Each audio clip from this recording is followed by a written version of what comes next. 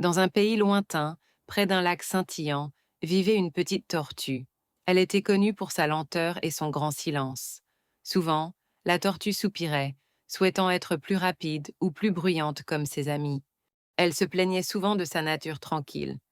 Je suis toujours la dernière, pensait-elle. Personne ne me remarque vraiment. Un jour, un joyeux kookaburra, perché sur une branche, entendit ses plaintes.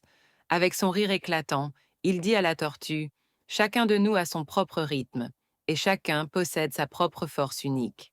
Ne te compare pas aux autres, ajouta le kookaburra. Ta sagesse tranquille est peut-être plus précieuse que tu ne le penses. La tortue écouta attentivement, mais elle n'était pas tout à fait convaincue. Un après-midi ensoleillé, un grand bruit retentit près du lac. Une énorme branche d'arbre tomba avec fracas dans l'eau. Les animaux, surpris, se mirent à crier de peur. Un monstre! C'est un crocodile géant! S'écria un singe paniqué. Tous les animaux couraient dans tous les sens, effrayés par ce qu'ils croyaient y voir.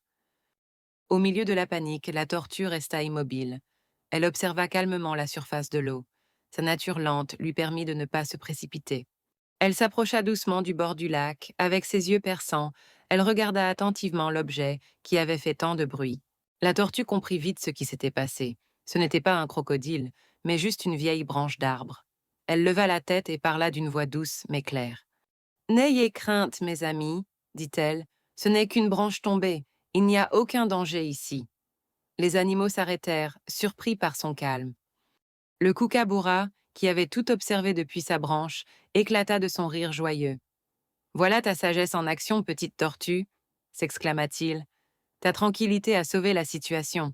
Les animaux réalisèrent alors que la tortue, malgré sa lenteur, avait été la plus courageuse et la plus sage. Ils la remercièrent chaleureusement. La tortue comprit enfin les paroles du kookaburra. Sa lenteur et son silence n'étaient pas des faiblesses, c'étaient des forces qui lui permettaient de réfléchir et d'agir avec calme. Il ne faut jamais sous-estimer la sagesse tranquille. Chaque être a sa propre valeur, même si elle ne se voit pas au premier coup d'œil.